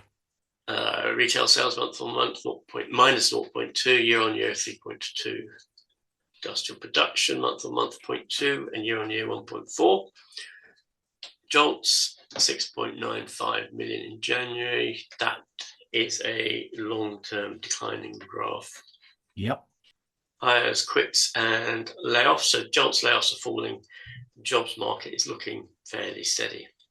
And job openings per 100 employees for professional business services has actually sort of halved in the last It has, yeah. 4 years. Is it an impact of AI, or is it the impact of something else? Or is that sudden move downwards the impact of AI? I wouldn't have thought it would have happened before that. So, question.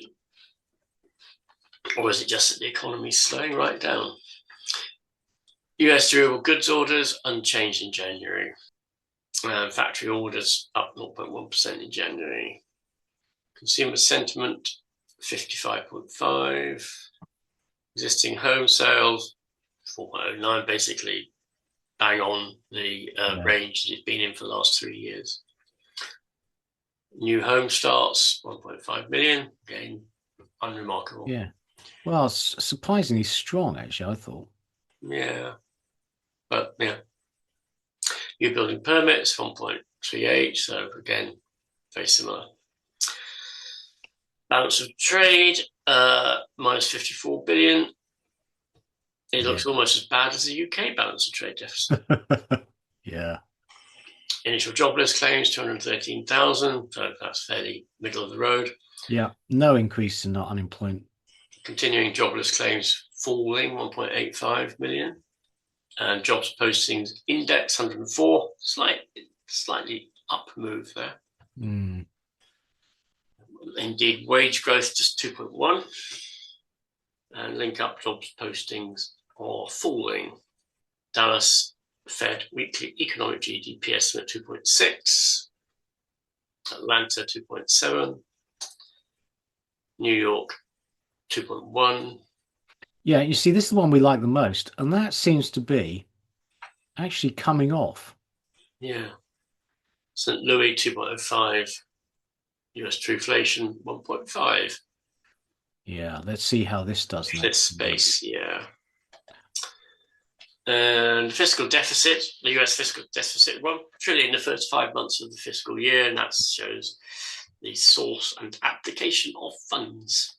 Yeah, not good. You know, if a US economy slows down, then this will blow out. And, you know, at some stage, investors will become even more concerned about US fiscal sustainability. Yeah. Estimated cost of Epic Fury, ghastly name, 15 billion so far. Yeah, peanuts. Yeah. And US gas prices have risen sharply, which is one of the things that might make Donald declare victory. Yeah. And this is real oil prices, which have actually been very subdued for many years.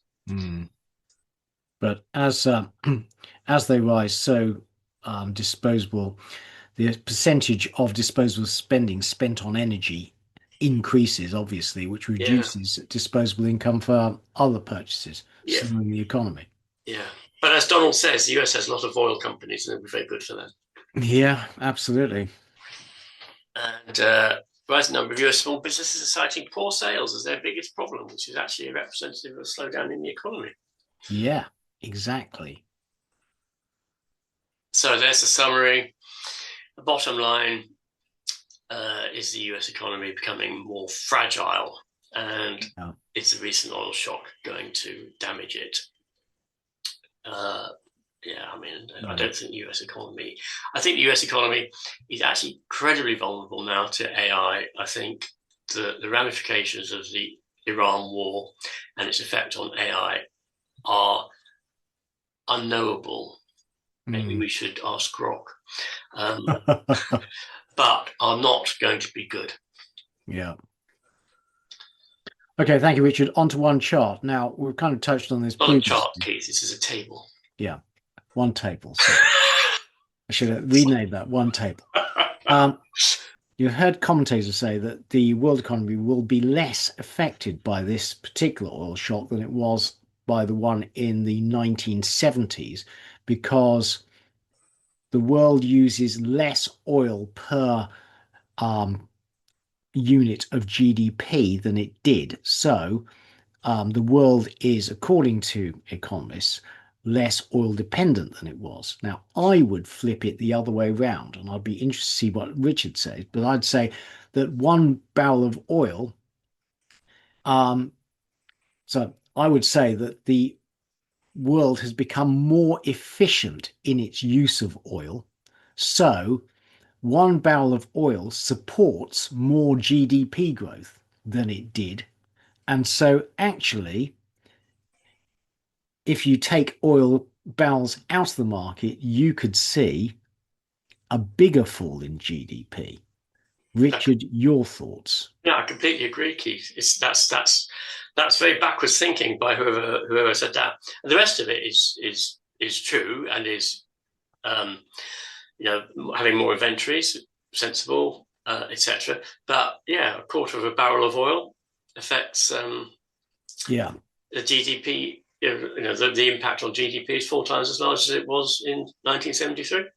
yeah. Completely. Yeah.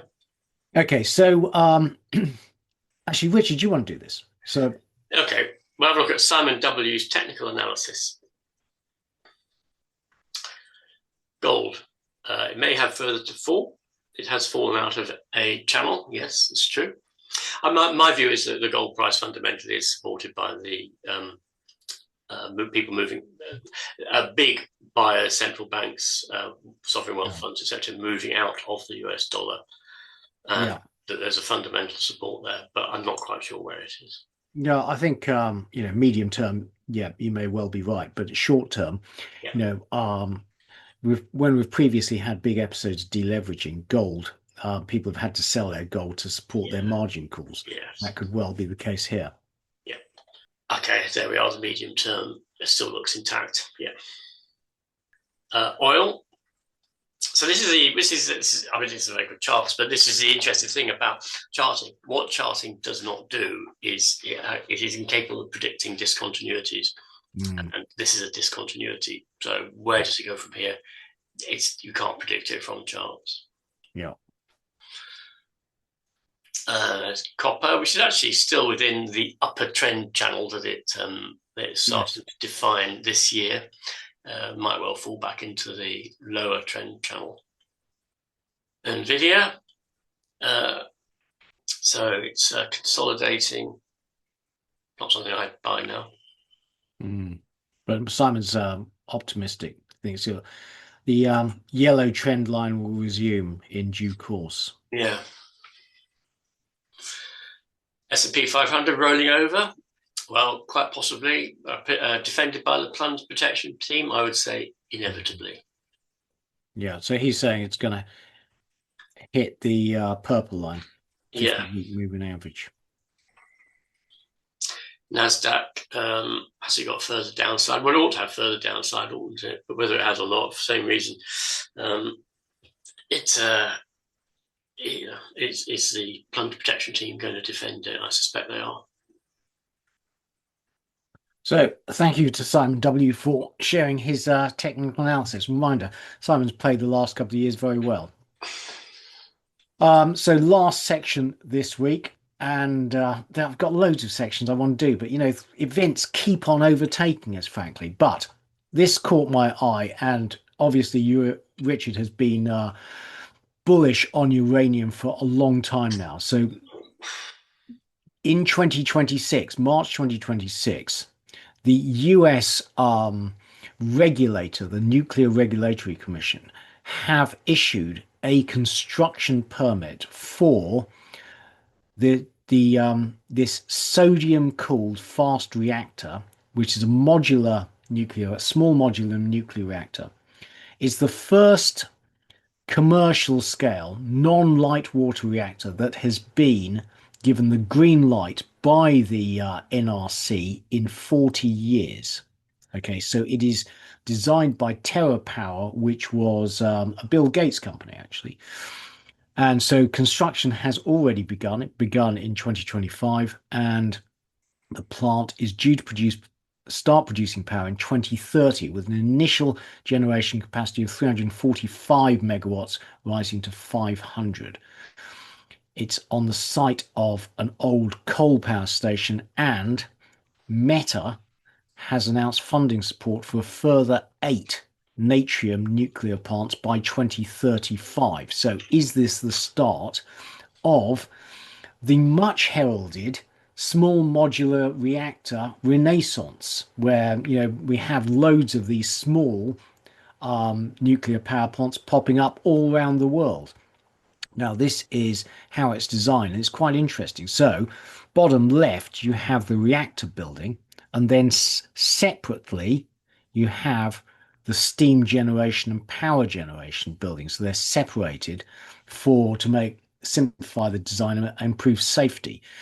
And the way this works is you have liquid sodium. Remember that from your chemistry lab days? Sodium, incredibly reactive metal, but has a relatively low melting point. So that is the coolant around the core. You then have a heat exchanger where the heat is passed to liquid nitrogen salts, and those go through a separate thermal loop across the green to the steam generation plant where you generate electricity. I remember when I was a teenager, I tried to make sodium, because you make sodium by electrolyzing liquid Yeah. sodium chloride. So I had a little crucible, and I set up my electrolysis, and I heated the crucible up with actually, no, I think it was sodium hydroxide you electrolyze. Anyway, so I put my sodium hydroxide in the crucible, heated it up with a Bunsen burner, and sort of stuck my carbon electrodes in to try and do this thing. And the upshot of it was that all the glazing was removed from the crucible and nothing else happened. I'm always intrigued by how they get the liquid sodium, the molten sodium, into the reactor. No, I agree. Because it reacts with water explosively. So yeah, but apparently it causes there's no corrosion in the cooling system. Right. So stainless steel, so you have no corrosion problems apparently. Right. Well, this could be the start of something, but because there are a lot of nuclear reactors under construction around the world, take a look at this chart.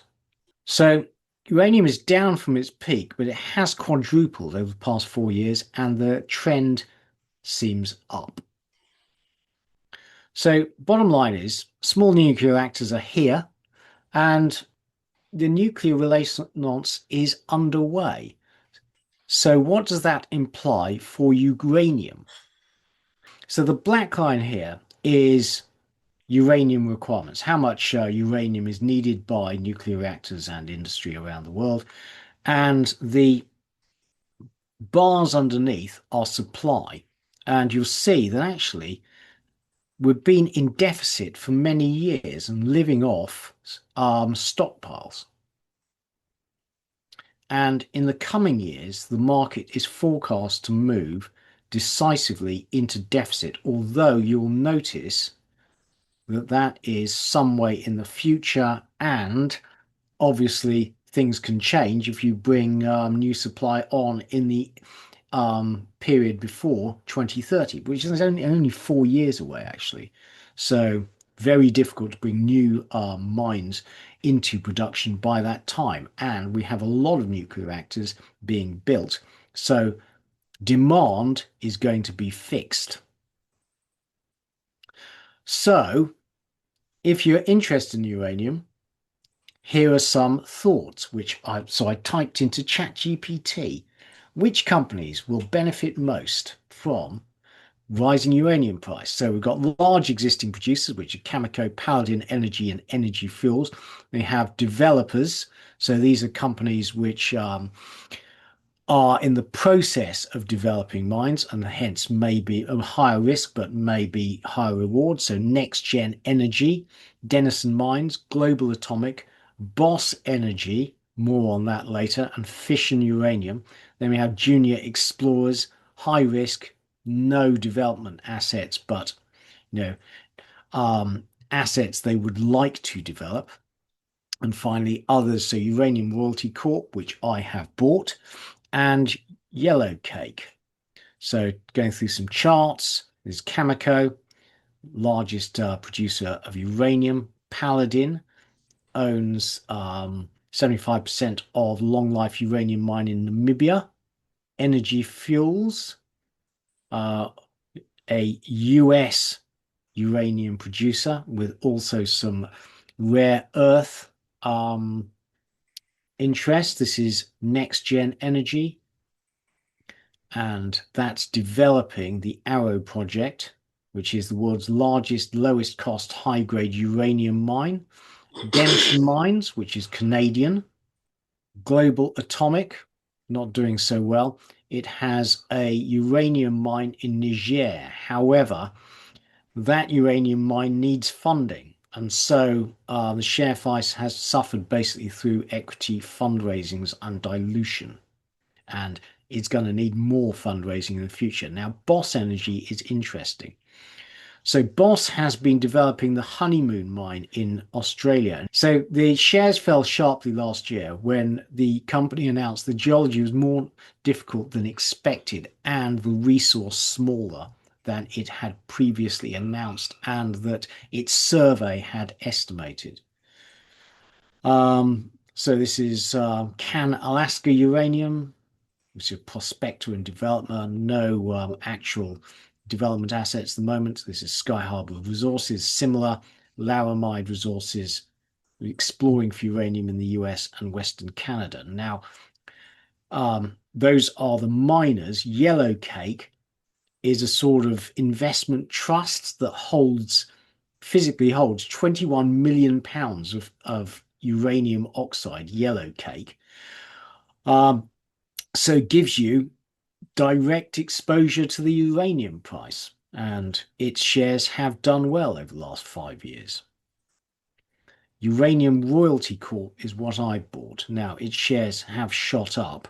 I've lost money since I bought them, but medium term, it's got royalty streams on lots of developing uranium mines. And, I think this is a 10-year play and I'm going to hold it for 10 years.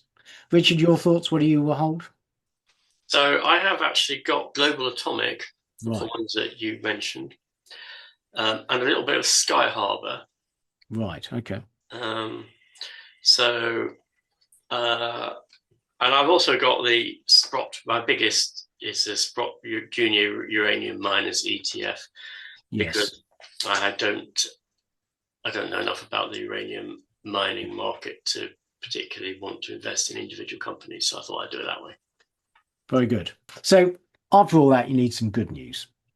And I'm afraid this is only a very little piece of good news, but scientists have found a way of extracting water from the atmosphere using ultrasonic waves. So this is a way that you could use to basically produce water in dry regions of the world without using energy or like desalination. Yeah. And its ultrasonic device can extract water 45 times faster than solar radiation alone. So could be transformative for, if you live in a desert region and you want Yeah. to extract water from, the dew in the morning or the. Yes, have a little water extractor, a personal Exactly. water extraction system. So concluding comments. Well,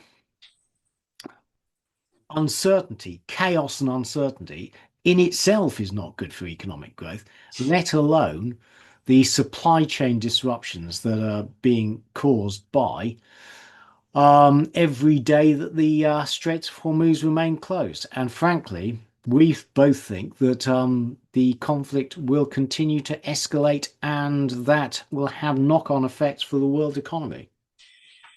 Sadly. Yeah. So what have I been doing? Well, I've been a busy boy actually. So I sold most of my gilts. I sold all the last remaining rump of my copper, and I've continued to buy energy. So this is Ashtead Holdings. It is a British energy services company, and good results this week. I own most of the UK oil stocks actually, so I bought the ones I didn't own. This is Kistos, which I previously thought was a bit too illiquid to buy, but I bought that.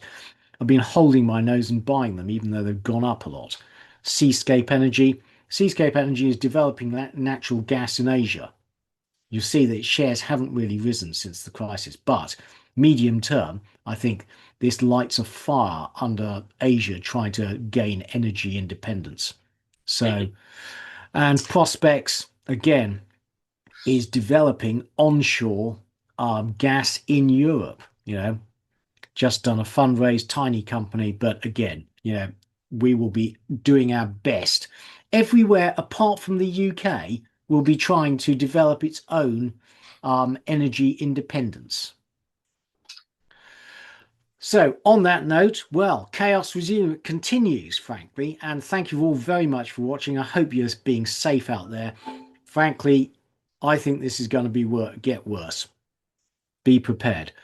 In the meantime, thank you for watching. Please press subscribe and like, and it's goodbye from Richard Wheater. And it's goodbye from Keith Jordan.